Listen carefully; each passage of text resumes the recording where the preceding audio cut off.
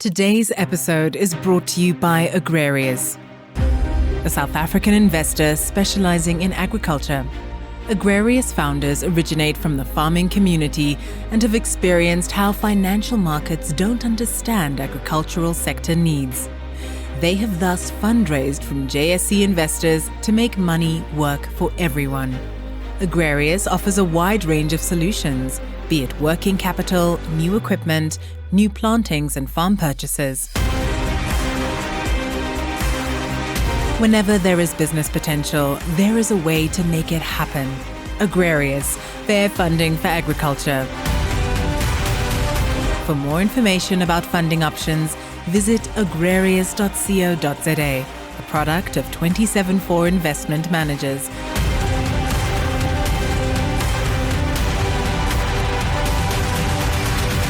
An authorized financial services provider, 31045.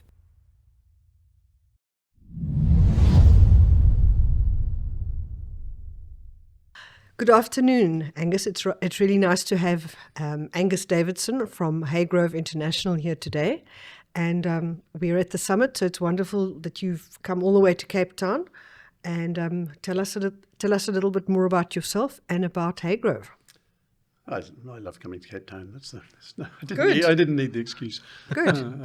No, for many years I came there. Probably 10 years I came every 5 weeks when we were setting up Haygrove in South Africa, farming here. But Haygrove supplies growing systems, as we call them. That's polythene tunnels, nets, and systems inside those tunnels and nets to 50 countries, sort of focusing particularly on 10 or 15. And we also farm. So half the business is growing systems and half is farming. The farming is growing the 4 berries and cherries, initially in the UK, and then South Africa, then Portugal, and now China. So we're, as I say, split about half and half. Tell us how it started. Where did you get? How did this all happen? Go back to the beginning. What motivated this? It all began with a degree project on a rented hectare in the UK. And, when you do one of these theses, you've got to spend a lot of time on it. And I decided that I would do something that I could earn a bit of money, potentially doing the thesis upon. And I decided to buy some strawberries, excuse me, from Holland. And they were cold stored for a longer season. So I planted them late. I grew them in 4 different systems, wrote up the report, got an okay mark for it, but made some money doing it. And that was the penultimate year of my degree. So I then planted again a week before my finals. Imagine if my son was doing that. I would not be happy. Anyway, a week before my finals, I planted the next couple of hectares. And that's how it all began. So it's a while ago now. When was that? That was in 1988. Wow. And did you have any agricultural background before that? I'm a farmer's son. Okay. And my mother's a fruit grower, but they actually split when I was 12, and I decided not to go back to either, but to do my own thing. Get on very well with both of them, but I didn't sort of join them in business. But yeah, it's all very friendly. My father grew potatoes. He grew absolutely everything except fruit, actually. You name it. I was brought up with chickens and cattle and dairy and sheep and potatoes and poinsettia flowers and salads and veg, but not fruit. Anyway. Okay. So exposure to agricultural sector as you were growing up. I mean, you saw the stuff. Then you tried something yourself and you made some money, and that got you going. Got me going. So I then lost a lot of money in the second year. So that's what happens, isn't it? Farming. So I got it all wrong. I imported diseased plants. I didn't have the irrigation ready on time. I had rabbits eat the plants. And at the end of that second year, which was the end of my degree as well, it was a 0. The first year field went well, second year field lost. And I thought, this is not very sensible. Better go and get a job. I went to see my grandfather, and I remember as I was driving home, I reflected on something he said, and it's been a driver for my whole life. He said, I wouldn't stop what you're doing until you found something better. And it was a lovely line, but he moved my mind to have another go. Yes. And so the third year, of course, you don't make the same mistakes again. And I probably didn't take it seriously as a career for 5 years. It was more a way of earning sort of summer money for winter travel. So a lot of travel around the world in those off months. Got it all wrong now. There's not so much time for holiday, whereas then it was 6 months holiday, 6 months work.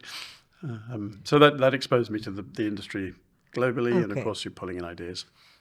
And to me, if I think of Haygrove, yes, I do know that you grow a lot of stuff, but I think, first of all, of your incredible covering systems, your tunnels, and how that has enabled agricultural production that we have seen in South Africa and obviously globally. So how did the idea of that develop? And tell us about that? Yep, came from Spain. So the Spanish had a multi-bay tunnel, which is what we primarily sell. Before we did, I went down there. I was very impressed by these tunnels. They were more basic than ours are nowadays. But I went back to the UK and I asked the British manufacturers, could you please make me a Spanish-style tunnel? To which they said, no, they'll blow down. You can't, they won't work here. And I said, please, I'd like to take the risk. They didn't want to, so I imported some from Spain and they blew down. So what happened was that you learned the hard way. I learned the hard way. And so I then changed them. I made them stronger, taller, wider, able to take tractors inside. And it was a bit of an accidental business, again, if I'm honest, because the neighbours noticed these quite good tunnels and said, can I have some? And I thought, well, in the winter months, I'll organise that for you. And then there's another neighbour, and then I was having sort of busloads of interested fruit growers from around England. And I thought, I can make a business out of this. So that's the way it was born. Wow. We sat down and we immediately started to talk about Haygrove, but I think you need to give us a little bit more scale. How many offsets are there? How many tunnels are there around the world? Just give us some form of scale of what the Haygrove operation is today. For the few people that might not know. Yes. Yeah. It's a difficult question. I must be hesitant on how many hectares we're responsible for on other people's farms. It would be thousands, many thousands. I should know that number, But farming ourselves, we've got about 600 hectares under cover now in those 4 countries I mentioned earlier. Yes. Predominantly. So South Africa and UK are about 240 hectares in each. Okay. So they're the main 2. And cherries, actually all 4 berries and cherries form roughly about a fifth each. So they're very equally spread. Okay. So that's the farming. We're employing about 3,500 people, and we're selling to all the sort of premium retailers that one does. Yes. I must say we pursue. I mean, everybody would perhaps say this, but we pursue being the best that we possibly can be, and trying to be the best in each region in which we operate, rather than scale for scale's sake. So we've had plenty of opportunities to be a lot bigger, but I've really tried to be, for us to be the best at what we do. It shows because, in South Africa, the premium tunnel, and also I'm talking specifically about the tunnels, it's a Haygrove tunnel. That's it's a household name almost. Yes, and it really shows. And the attention to detail, we had the opportunity to get to see one of your tunnels really up close and personal because we actually did a video production about it. So we were there, we saw. And we've seen many other ones. And we got to see your facility at George and see all the tunnels there. So, which is why we thought, when I saw you, I thought we really need to chat and hear about the origins of Haygrove and also plans for the future, what's happening, what's new. Well, we're covering about 30 crops. Within that, berries are the biggest segment, but it's fascinating to me, and thinking of South Africa in particular, the opportunities on kiwis, and potentially even on avocados for moving the timing. Sweet peppers, we got some very successful growers with sweet peppers in various countries of the world, actually, and the quality of the breeding is advancing in all these, all species very rapidly now, with gene editing being sort of more accessible. So the faster cycling species like sweet peppers and tomatoes are advancing rapidly. And so the covering of other crops, cherries would be a very good example, has got a lot of scope within it. Yes, So indeed. Berries are the biggest sector that we're in all over the world, but we are seeing more and more growers of other high-value crops wanting to cover from the sort of climate challenges that we're all facing more and more. Okay. And of course, as yields go up on everything, and quality improves as well with breeding and skill, the value and sense of covering it, of ensuring that crop rises for the retailer as well as the grower and the whole chain. Absolutely, because as people often say, farming is normal old-fashioned farming without cover is like a factory without a roof. If it rains or if you have adverse weather conditions, you run a huge risk. So if you're covering it, you really mitigate the risk. But tell us, I mean, I can understand coverings for berry plants and for the smaller crops, but cherries? Tell us about avocados. Cherries we know predominantly about rain, if I'm correct. Yep. But avocados, from what I understand, we've worked a little bit with avocados, is that an avocado tree tries to be the tallest tree around. So that's why they're generally not really grown inside net houses.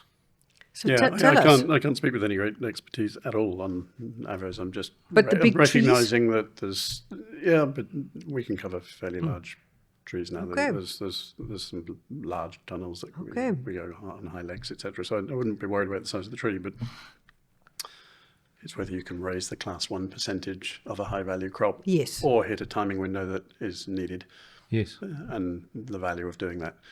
And for the avo growers that may be listening, that's one to consider.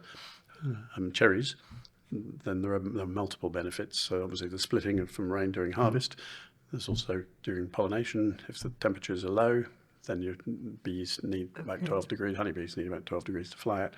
And cherries tend to come out into flower fairly early, so it depends it's very where cold in the country you are. That's true. And then you've got frost as well that you need to protect from. And so there are rain covers that are commonly used over cherries and other crops around the world, but particularly cherries, but they don't protect and advance as much as tunnels. So when you plant a cherry orchard, like any other orchard, it's probably going to be with you for 20 years. That's a long time, isn't it? So if you want to be the first into the market and be the most reliable and you've got a good variety, then the payback is not hard to calculate. Indeed, in Chile, right now it's 2-3 years. Wow. And you're the first in. We've got a tunnel that we call total vent that winds right up to the top. So with a press of a button or pulling a chain, you can lower it whenever you like. You don't have to, what we call skin the tunnel in a windy condition or be delayed. You can be very precise on your dates. When it's raining, you can take it down. If it's sunny, you can take it up. Think of pot plants, nursery stock, flowers. The advantage of being able to have full light. When the weather's good, and the weather is good very often, it's not always bad, then you don't want to take out 20% of light, which is what polythene can do. Right. So you want the full, but then when it's bad, you want protection. So we've got this tunnel that enables that. and I presume, and if please correct me if I'm wrong, is that with the technology now, with AI and all these things, you could probably have that completely automated. You can, but you got to set the answer is yes. But then you got to. It's not like a glass house in as much as you need a dampening mechanism or you slow down the reaction time because it's polythene, it's not glass. So you'll wear out the polythene if you go up and down too much. Okay. But certainly sort of a few times a day, which is sensible. Morning you might be rising up as the sun comes up. It's a good day. You want the light, and you may want to come down in the late afternoon to keep a bit of heat through the night. So you have a variety of options, which is interesting. Yep. So on the tunnel design and the different tunnels, what is your biggest seller? What's interesting that's new? Tell us a little bit about what's your stock standard one that most people buy or has been the most popular. Tell us a little bit more about the different designs. There's a standard and cheapest tunnel, which we call Pioneer. I feel like it's a hoop. It's a hoop. We call it Pioneer. It's for those that are pioneering, doing it for the first time, and that is the majority tunnel. Is it? People recognise them, and you saw them in George. So it's a hoop. It's not complex. Yes. You can decide different heights, and you need good airflow through tunnels as well as across them, not just along them. And there are considerations according to crop height, but it's a basic tunnel, and I'm a bit like that, don't get a dog for Christmas and not think beyond that. With a tunnel, you buy a tunnel, and something I've learned, and I shouldn't need to learn it, but it's still with you in 25, 35 years' time. Yes. They don't rust away. So when you buy a tunnel, you've really got to think a long way ahead, and what will the world be compared to now? what are the likely needs in 10 years' Yes. time? Because it's still going to be A with very you. important question. And if you, And so, with this labour, think of labour availability, labour cost, quality of crops, etc. So the basic tunnel pioneer, one can have a taller and better one, or a shorter and very basic one. I would always recommend a larger air volume in most circumstances. However, the tunnels with a little bit more sophistication, right up to the one I was total vent that I was talking about just now.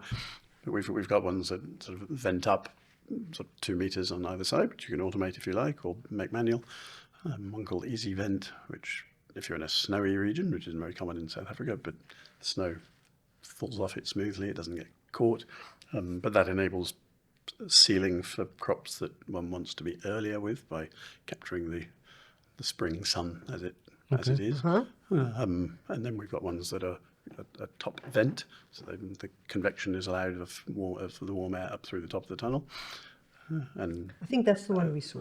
Top vent. yes, and you can also open and close it with the insect netting and everything. Okay. So,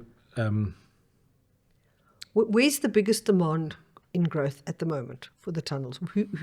Who's needing what, and where is Haygrove servicing? What's new and exciting? in South Africa, or Anyway, you can talk about South Africa and more broadly, whichever works for you.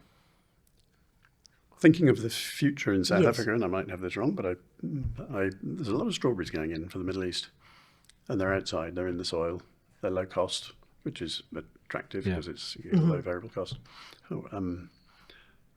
However, when it rains, what happens? You're going to get poor fruit, or you're going to let the customer down, or the haulier, or you put the plane. strawberry don't like moisture. So it's about 700 hectares. I would have Interesting. thought. Didn't know that. I would have thought the same road that we've been down in the UK is likely to be followed to a degree, where you have a proportion of your farm under cover, so that on those rainy days you're not letting the chain down and you're keeping your staff going. So I would have thought there's going to be a sensible place for lower cost tunnels over a proportion of strawberry farms here. I would think sweet peppers, there's got to be people that are seeing the advantages here. There's cherries that are just getting going. They may go for a row cover rather than a tunnel, but as we said earlier, if you're wanting to be as early as possible to be in that market before the Chileans, then it's well worth trying to be that extra week by being under a good structure. So there's that makes a lot of sense to me. Blueberries have had a bumpy, they're expanding like crazy. But I was just watching Oz Blue's presentations before coming in here, and he's talking about 70 to 90 tons a hectare. I mean, astonishing yields. And okay, that's a rare variety, but in direction of travel, these yields, as we said earlier, are going up. And so it's worth covering and protecting your very high value crop. You don't want to lose it to wind, for example. Yeah. And you go under net, which might protect you from wind, but wind can make a mess through net. Net's certainly a lot cheaper. And we do a lot of net in South Africa and into Zim and other southern African countries. But yeah, you've got to, how far ahead are you looking? And also berries don't like rain. Yeah, blueberries can put up with a bit. Okay. Strawberries less so. And strawberries not much at all. Yes. Yeah. So, Haygrove, looking into the future, are you planning to expand to other countries, planning to expand in any other directions? What are you looking at? We've started in India about 3 years ago. Very Exciting. It's going, it is exciting. We've been in China for about 8-9 years. And just offering our sort of product portfolio there. But of course, it takes a while to learn your way into a new and busy country. So fascinated to see how that goes. I must say it's been a slower start than I'd hoped, but you've got 1.5 billion people with a very rapidly rising middle class with all the demands that we all have. Yeah. So watching space. China's taken off, just taken off in the adoption of really the world's best systems, I would say, and there's inevitably a lot of copying type competition that we have to deal with there. No, obviously. Yes. So we've got some patents and some not. And the farming we're doing there, which is blueberries and cherries, cherries haven't really started harvesting yet, but the blueberries has gone well. UK's been tough. It's the retailer reaction to cost inflation has been delayed, so the margins have gone to very little. I think that's just coming back now, but it's not been a place for investment recently. We've even seen, I mean, that some people have literally stopped farming because they're not making money in the UK. There are some people. No, well, I mean, yes is the answer. It tends to be the smaller than the larger at the moment, but it's tough. And what's the we're changing a little bit, and we're definitely not going to talk politics, but what's the vibe between the UK farmers about the situation there? Well, you will have seen some of the marches, but an inheritance tax. Our government has no money. They're not unique in that, are they? But and they're looking around for saw that inheritance tax thing. Where can they pull some money from? And your mind goes in a sort of a knee-jerk elementary way to taxing those that have capital or have wealth, and then they leave the country. So we are a country that's currently importing lots of very poor people and exporting lots of very rich people. Yes. That equation doesn't work very well. No, unfortunately. No. But what's the story about I remember there was a big story about the inheritance tax. Just for the people that don't know, how are they? Tell us about that. Yes. Sorry about The inheritance tax proposal. What was that? Just explain that. How did they see it working? And the government's going to take 20% of the value of farms at time of death. But how does a farm raise 20% of its value in cash to pay the tax? They don't have that cash.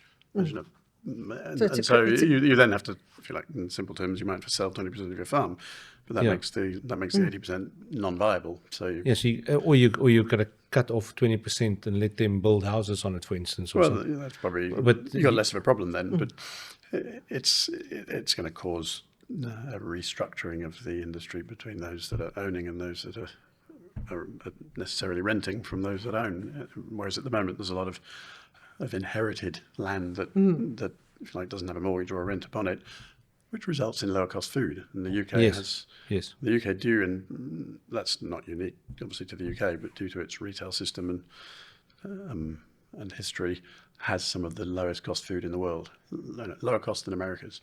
And it's due to a combination of factors of which that inheritance tax has helped. But now that it's been taken away, it will be. It'll cost it into the food. Has it happened? Is it passed, or is it just still a proposal? It's happened. It's happened. Oh wow! I mean, I'm not quite sure which date it actually kicks in, but the decision is taken. It's a fait accompli. Yeah, it's the inheritance tax planning is changing rapidly right now. So, do you still live in the UK? Yes. And if you could choose, where would you go live? My son's at uni in Stellenbosch. Oh wow! Indeed, when the kids were 11 and 13, I put them into Hermanus Primary for a semester, and so we've been a foot here, a leg here for many years. I'd be quite happy in lots of places, to tell the truth. I could land almost anywhere on the planet and enjoy it. Wow. But I really like South Africa. So, look, South Africa has received quite a bit of negative exposure this year globally with some of our policies. You're an international company. Well, I've asked the same to a couple of other international people. Do you still see South Africa as a very good investment opportunity? One of the best. There you go. There's an external view, and maybe there's a bit of passion and emotion in there that needs discounting. But no, where's the extra billion of population coming on in it's only Southern Africa? It's not the rest of the world. Your democratic dividend for this part of the world, demographic dividend is there to be counted and very significant. Where the calibre here that is underused, the unemployment that you combine with capital and low cost labour builds cathedrals, doesn't it? You can still build cathedrals here. There's not many countries that have that combination that enables really rapid development, and it's a sad thing that labour cost is where it is, but it's also an asset in the meantime. Yes. You have resources that well. It's not heavily populated as a continent or as a country. It needs good governance, and we all know that. It needs good governance. But I'm look back. I'm at the time of the post-colonial independence era, of course, there were only a few that were educated and could run their country or not run it. But anyway, there wasn't much competition. There's now, I would think, a lot of next gen who have Very much been so. educated in the best places of the world, Exactly. competing for the jobs.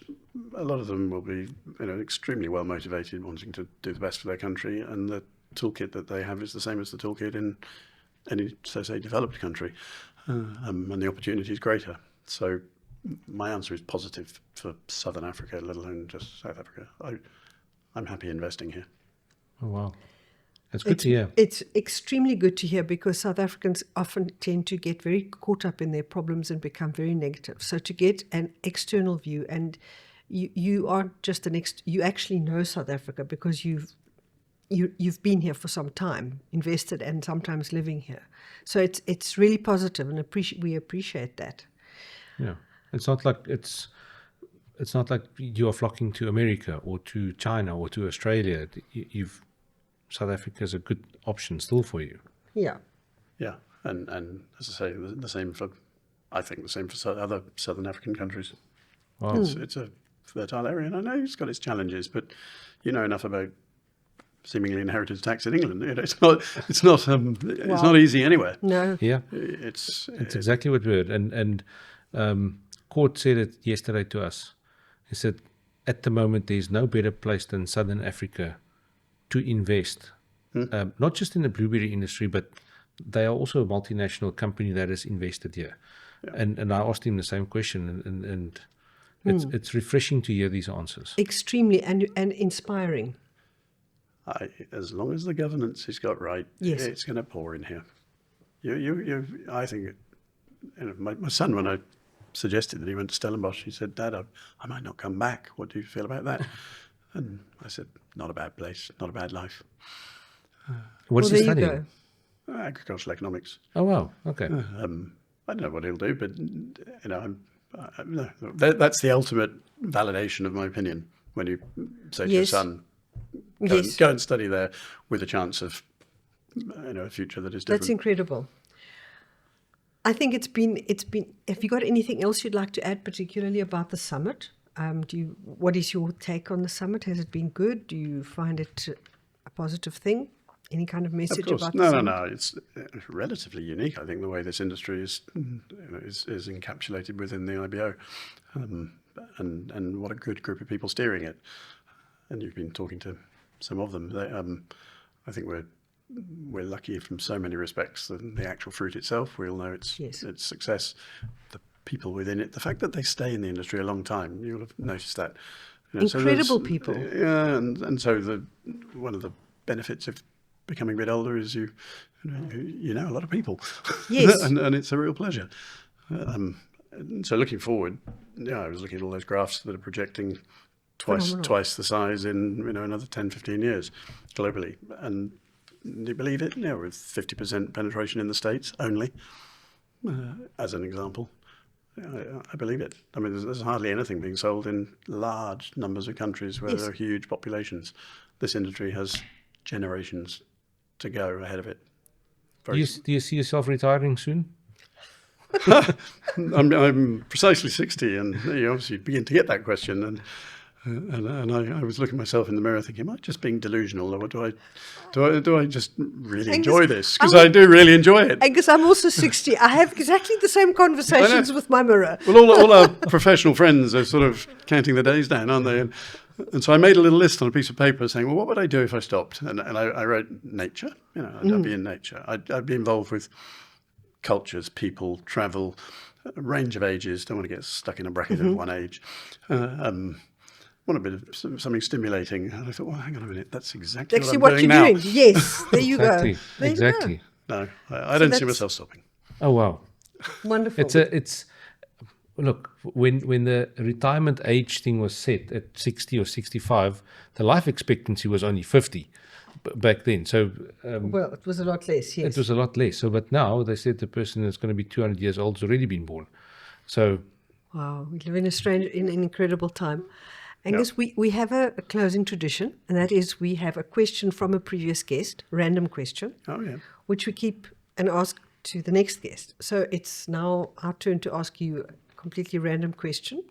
Go for it. And it's always quite fun to see where you go with that.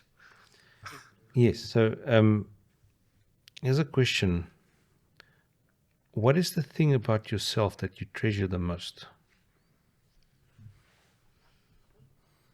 Gosh. Freedom of thought. Yeah. Yeah. That's a nice one. Short and sweet, but Yeah. it says it all. Yeah.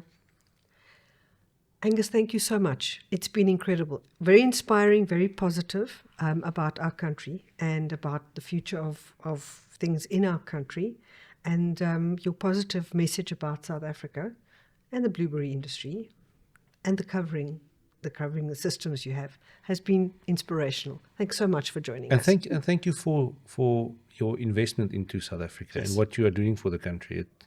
I'm not sure if many people say thank you to you for that, but thank you from us. Yes. If I may, I'll tell you Please. one Please do. thing you've stimulated me to refer to, and that is that we have started moving our best pickers between the UK and South Africa because we have a 6-month visa system. Saw that a while ago on, I think it was kind of just after COVID. There's a lot of careful selection that goes on, so I wouldn't make it sound all easy. You understand these things. And so there's a lot of HR behind it. Yes. But selecting the best, giving them the opportunity not only to work in their winter, but to earn European wages and become effectively full-time people, no longer seasonal. Think how transformative that combination of things is. And they come back again carrying themselves not just through the material change, but with a self-esteem and a comprehension and an approach to their work in South Africa, which is the bit we were worried about. We thought they might just disappear, newly wealthy. But no, they're keen to go again if they can, so they take their South African job seriously. But their ability and contribution and new personal esteem is visible to the eye and is probably the greatest thing we're doing. It's absolutely tremendous, and it's a few hundred people now. We began with a modest program a couple of years ago. That's really very special, and the spirit that they create in the UK with all the dancing and you can imagine the good humour at 5 a.m, influences everybody around them in such a positive way. It's exposing the real soul of Africa within the farm in the UK. It's tremendous. Wow. I can imagine that must be incredible. I would love to be a fly on the wall of that plane of the people that get onto a plane for the first time, but actually going to the UK, not just flying from George to Joburg. The experience and to share their insights or to hear their insights would be very interesting. But thank you so much. It's been incredible. Okay, thank you.